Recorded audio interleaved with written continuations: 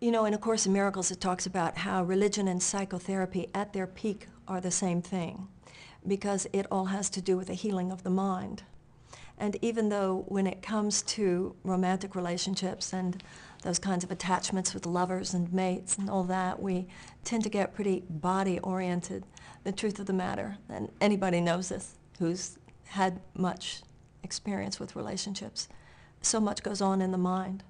So when you heal your mind, you heal every other relationship. In spiritual terms, the idea here is that when you are at one with your divine center, you will experience oneness with other people. If you take care of that primary relationship, God is your primary relationship. So if you take care of the primary relationship, then you will find yourself in alignment with other human relationships.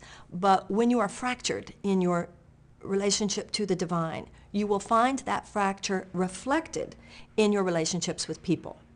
So taking care of your divine relationship is taking care of yourself, because yourself with a capital S is only found in your oneness with God.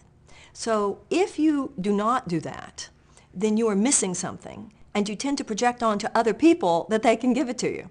So if you are in the realm of self with a capital S, which can only be found through your relationship to God, then you saunter out into the world a whole person. And you're not coming from a wounded place where you are subconsciously trying to get somebody else to complete you, trying to get somebody else to fix you. You're completed by God. You're completed by something which is within you.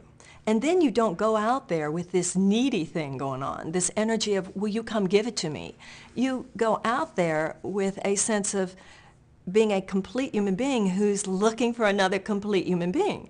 You know, somebody said to me, a woman at one of my seminars many years ago, she said, well, the way you're talking about it, we wouldn't need men. You know, we're whole, we're complete, we wouldn't need men. I said, no, but we would desire men. And ultimately, a man experiences need as control. You know, a man, there's a line that Pat Allen often says, a man produces into a woman's desire. When a woman is truly complete in herself, it's not a false, harsh sense of independence. It's a very surrendered place.